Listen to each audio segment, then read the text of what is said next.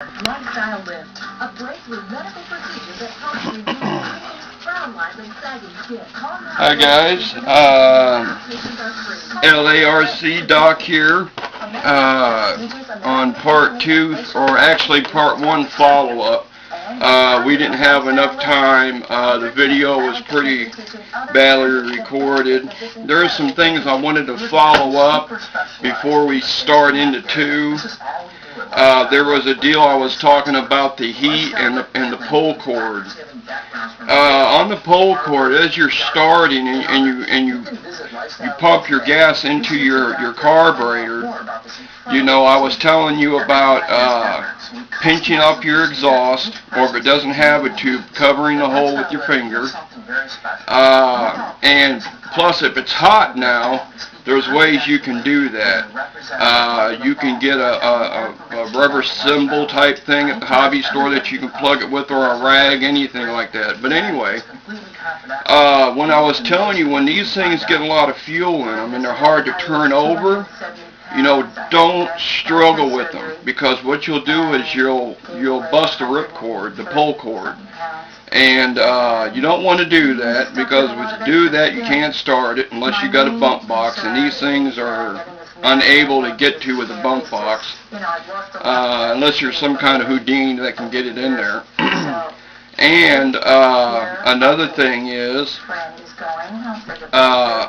like I said, what you want to do is you want to take your igniter off, pull it easy, probably 6, 7, 8 times, put your igniter back on, then try it again. And when you go to pull your pull cord to start it, you don't have to get crazy with it and pull it all the way up here. You know, it's uncalled for. I mean, you don't have to. Plus, it's easy on the pull cord. I pull it about right here. I just, you know, I give it simple little pulls like that. But anyway, and I was telling you about the heat, about keeping on a small block engine, how they're normally said to run between 220 or actually 230 up to 260 on some engines. I never run my motor that hot, never. I don't care if it's big block or small block. And the big blocks are supposed to be able to run up to 240 max, 250. You're flirting with disaster. My big blocks don't run over 215 to 220 max. You want a good opening on your body. You want to open an area. Okay, say for instance like my XXL here. You want a good opening. You know, there on the window. I don't know if you can see it or not, but there's an opening right here on the window. It runs through, comes out the back, right here where the motor's at. The more open areas that you have to cool your engine, the better your engine's going to run cool. Now, you don't have to butcher your body up. You really don't. But just sometimes I'll cut half the window to make it look like it's halfway rolled down. There's little tricks and stuff you can do like that to make your body look nice. Okay, now, on the second part of running it, the first part I can repeat for you. I will run a quarter of a tank, watching my temperature. With your temperature gun, you're supposed to have, or you can spit test it. If you spit test it and it bounces off the head, or it just pops and cracks and burns up real fast and runs down on either side, you're running too hot. If it just sits there and starts to bubble a little bit slowly and start to steam, you're okay. Does anything worse than that, you're running too hot, shut it down. And to run your piston down below. This is what I'm talking about. This is a piston that has been wore out by running too hot and running too crazy, which was my son. But as you can see, a piston should not come up any further than that. before it starts getting into the pinch area. Okay, this piston right here, as you can see, comes way out through here. Now, when you shut your hot motor off, you don't leave your piston up here. What you want to do is you want to turn your motor until your piston falls right down to the bottom dead center. Okay, BTC. Okay, that stands for bottom dead center. And what you can do is you can put a little mark with a permanent marker on your flywheel, you know, to mark where the bottom is. And how you would do that is take the glow plug out, get you a little like a little straw or a tie strap, something that's pretty straight and sturdy. Stick it down in the hole, turn your flywheel until it goes all the way down, and just before it starts to come up, turn it back down just a fraction of like a couple thousandths. Take your magic marker and mark the bottom of the flywheel. Then that way, when you get done running it, you don't got to mess around and try to feel for the bottom. All you got to do is put it on the bottom by that mark. This is what these things come like when they look new. And this one right here happened to cost me $60. Now this is a replacement for this one. It's got a few more ports to it. I've been into this for 25, almost 30 years, and I like to really modify mine a lot. Okay, now I don't know how much time we got here, but that was kind of a follow-up of one. So I've got a few minutes to run this again. Now I put the heat to it the first time. And what we're going to do is we're going to try to let it run a little bit. And we're going to watch our time and see how she does. It should be getting easier to pull, and it should be getting easier to start. And once you tune your engine and you get it started, broke in, it should take, when you get that gas up the carburetor, it should take 1 or 2 pulls, pling, and she's running. You know, and when your motor's tuned right is when you go to shut it off, try to get as close to the carburetor as you can with a pair of needle nose, but don't clamp tight because you'll bust a hole in your fuel line. Just barely close it off all the way, and your motor should pick up RPM just a little bit and then die. And if it just dies without picking up, it's out of tune. So that's just a little personal note you can keep in mind. So let's see if we can get this thing. I don't know if she has any gas in the carburetor or not, but nope. So let's get some in it.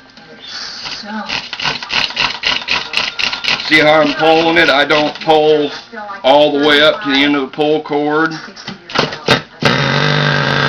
see, it's getting easier to start.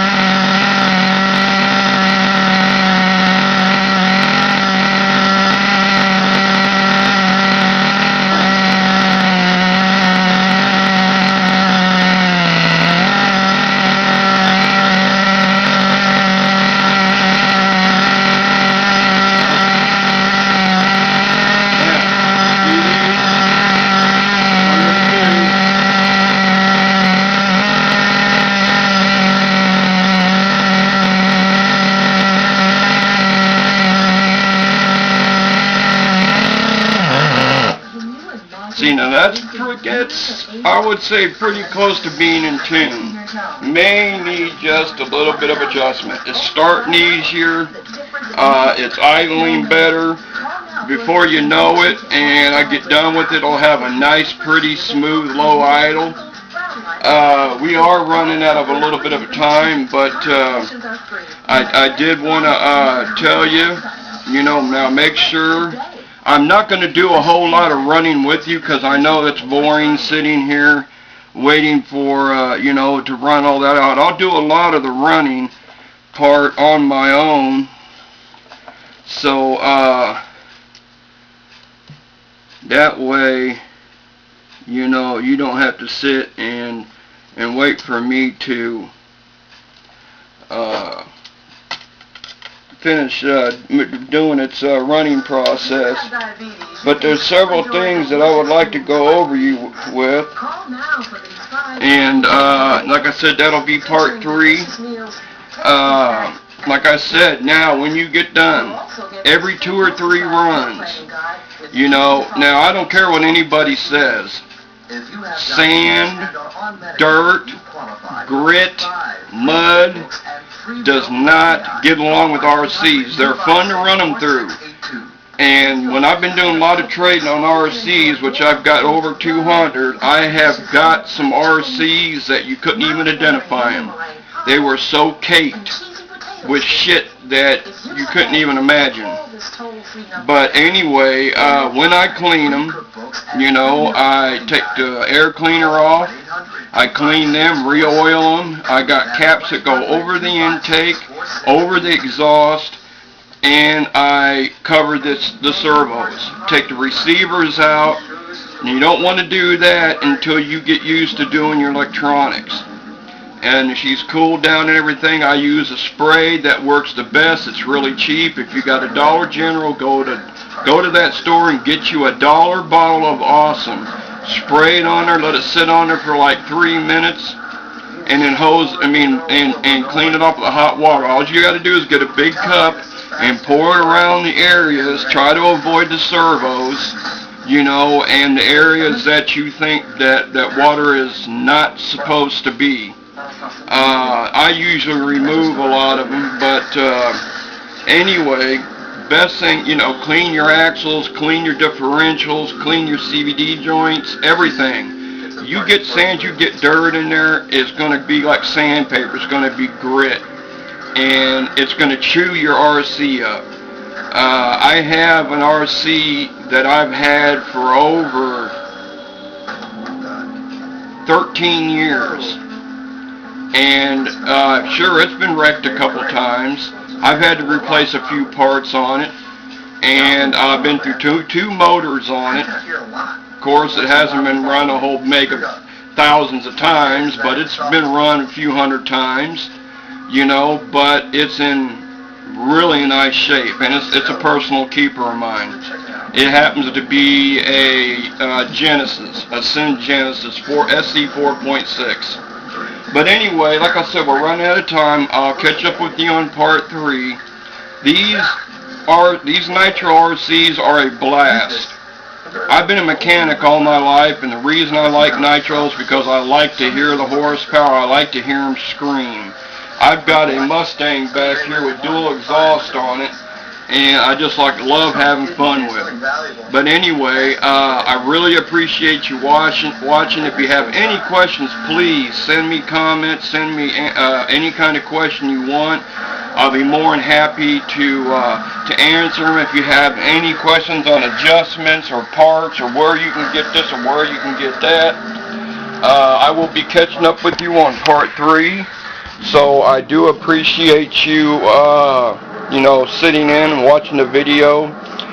Me and Angryrecords do appreciate your time and your visit. Thank you very much, guys. Have a good day.